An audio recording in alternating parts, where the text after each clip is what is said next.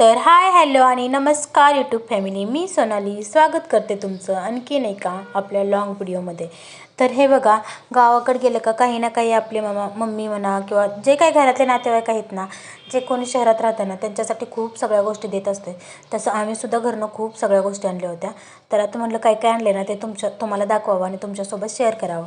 तर चॅनलवर जर नवीन असाल ना तर प्लीज माझ्या चॅनलला नक्की सबस्क्राईब करा आणि असेच नवनवीन व्हिडिओ पाहण्यासाठी बेल आयकॉन देखील प्रेस करा. तर हे बघा, आता सीझन चालू आहे रामफळाचा आणि रामफळ प्रत्येक ठिकाणी रामफळ आलेले आहेत. पाला कमी झाडाला पण ते रामफळाचं फळ जास्त अशी परिस्थिती आहे गावाकडं. तर हे बघा, छान पद्धतीनं मी पण खूप साऱ्या भाज्या आणल्या होत्या. मी तुम्हाला पिलूच्या आत्याच्या तिथला कारल्याचा माळा दाखवला होता ना, त्यामधली कारली. त्याच्यानंतर आमच्या घरच्या जे भाज्या आहेत ना, आमच्या घरी पण माळं होतं भरपूर. काकडीचे म्हणजे माळा होता, त्यातल्या काकड्या. त्याच्यानंतर भाज्या थोड्याफार. त्याच्यानंतर सगळ्यात आवडीच्या माझ्या चिंचासुद्धा मी आणल्या होत्या. मला आवडतात आणि कधी कधी चटणी वगैरे काय बनवायच्या वेळेस किंवा पाणीपुरीचं पाणी बनवायच्या वेळेस ना फ्रेश चिंच इथे मिळत नाही. डीमार्टमध्ये भेटते पण ते एवढीशी चिंच महाग वगैरे असते. तर त्याच्यानंतर लिंब पण आणली होती मी. गावाकडं घरीच दारातच लिंबुणीचं झाड असल्यामुळं ना भरपूर अशी लिंब पण आणली होती मी. त्याच्यानंतर सगळ्यात आवडती, सगळ्यात महत्त्वाची गोष्ट आमच्या पिलूला जी आवडती ती म्हणजे देशी अंडी. तर देशी अंडीसुद्धा आम्ही गावाकडूनच आणली होती.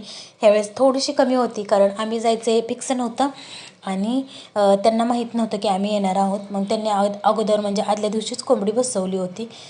तर त्याच्यानंतर पपई, शेवग्याच्या शेंगा आणि सगळ्यात भारी मला आवडतो तो म्हणजे आमचा देशी लसूण, गावाकडचा एकदम छोट्या पाकळ्याचा. तोसुद्धा मी आणला होता. म्हणजे प्रत्येकजणच काही ना काही आपण गावाकडे गेलो का घेऊन तर येतच असतो आणि कितीही आणा शहरात ते कमीच वाटत असतं आपल्याला. घेताना असं वाटतं यार राहू दे, खूप झालं, मस्त झालं, पण परत असं वाटतं यार अजून आणायला पाहिजे होतं, नाही का. त्याच्यानंतर ना पिलूच्या आत्यांनी ना, पिलूच्या पप्पाला तूप आवडतं म्हणून, मी आणि पिलू काय खात नाही तूप जास्त, करून आम्हाला आवडत पण नाही ते, कधीतरी क्वचित एखाद्या वेळेस. पण पिलूच्या पप्पाला ना रोज जरी तूप दिलं ना तुम्ही तरी ते मागं सरणार नाहीत किंवा कंटाळणार नाही. तर त्यांच्या आत्याने ना एवढा गच्च भरून डबा छान असं दाणेदार तूप दिलं होतं, मस्त असं आहे बघा, तुम्ही बघू शकता. आणि डबा उघडायच्या आधीपासूनच त्याचा घमघमाट असा वास सुटला होता त्या तुपाचं. एवढं छान आणि मस्त असं होतं, तुळशीच्या पाल्यात वगैरे ते कडवलेलं छान वाटत होतं. आणि असं काय घरनं दिलं का मन भरून येतं, नाही का. प्रत्येक गोष्ट आपल्याला, आपण शहरात तर घेतच असतो पैशाने विकत, सगळ्या गोष्टी तर मिळतच असतात, परंतु अशा काय मायेने मिळालेल्या गोष्टी असतात त्या आपल्याला खूप भारी वाटतं. तर हे बघा, हा आमचा म्हसवडचा खज्जा आहे ना, मी तुम्हाला म्हसवडची ती पाठीमागच्या व्हिडिओमध्ये ती म्हसवडची जी खाऊगल्ली आहे ती सुद्धा दाखवली होती थोड्याफार प्रमाणात, कारण आम्हाला उशीर झाला होता आणि आम्ही जास्त काही एवढं फिरत बसलो नाही. तर हा खज्जा ना मला खूप दिवसापासून आवडतो. जेव्हा मी कॉलेजला गेली ना पहिल्यांदा म्हसवडला, तेव्हापासून तो माझा फेवरेट झालेला आहे. त्याच्यानंतर खज्जा आणला होता आम्ही 1-1.5 किलोचा, आवडतो म्हणून. तर त्याच्यानंतर मेवा पण आणला होता जो म्हसवडचा, मी तुम्हाला सांगितलं होतं पाठीमागं अगोदर की आमच्या म्हसवडचा मेवा खूप छान दिसतो. तर तुम्ही बघा त्याचा आकार वगैरे सगळं काय वेगळं आहे का नाही. तर मी एक डबा भरून तो पण आणला होता. त्याच्यानंतर खारे शेंगदाणे पण मस्त असे आणले होते, फुटाणे आणले होते, सर्दी वगैरे आली तर लागतात म्हणून. त्याच्यानंतर थोडंसं जे काही खाण्याचं साहित्य आहे ना ते सगळं आणलं होतं. थोडंसं शेव वगैरे हे मस्त असं सगळं काही आणलेलं होतं, कारण एकदा आपण गेलो की नाही त्या गल्लीला तर आपल्याला काय घेऊ आणि काय नाही असं वाटतं. तर मी थोडं आणलं होतं, कारण इथं येऊन पण पुन्हा ते खराब जर होणार असेल तर मी परत गेली ना 1 महिन्यानं तर परत आणखीन घेऊन येऊ शकते.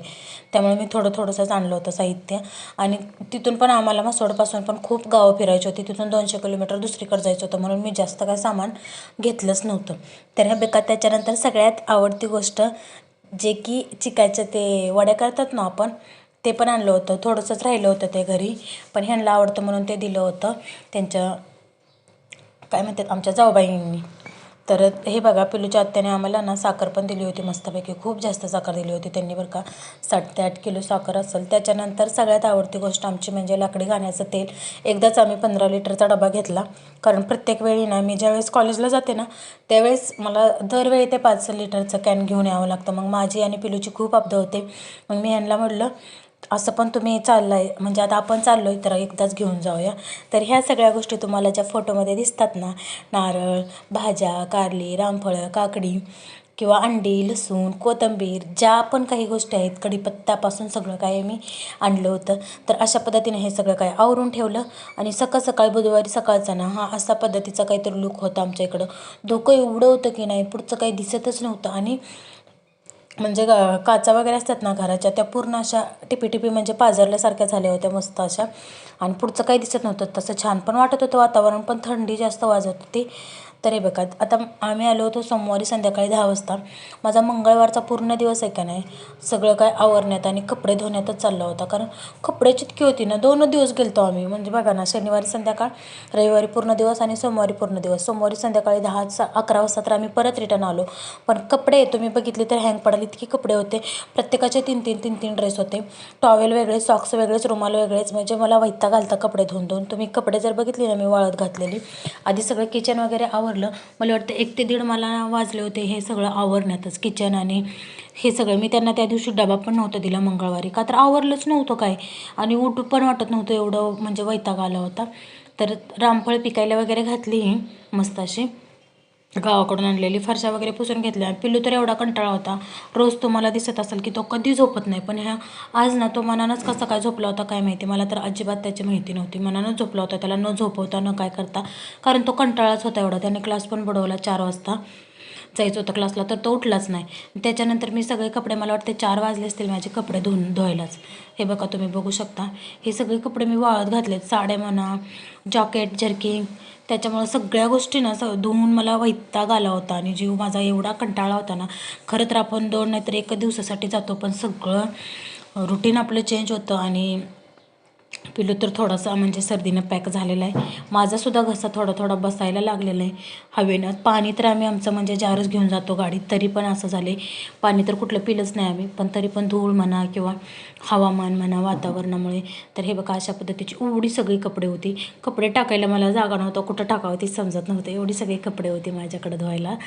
तर तुम्हाला जर माझे व्हिडिओ आवडत असतील ना, तर प्लीज माझ्या चॅनलला नक्की सपोर्ट करा, सबस्क्राईब करा. असेच नवनवीन व्हिडिओ तुम्हाला पाहायला मिळणार आहेत माझ्या चॅनलवर, गावाकडचे म्हणा किंवा ट्रॅव्हलिंगचे म्हणा, सगळ्या गोष्टी. तर हे बघा, बुधवारी संध्याकाळी ना हे असं काही पिकलं होतं रामफळ, आणि पिलू मला दाखवत होता त्याला खायचं होतं म्हणून. तर असे काही सिजनेबल फ्रूट असतात, ही वर्षातनं एकदाच येत असतात.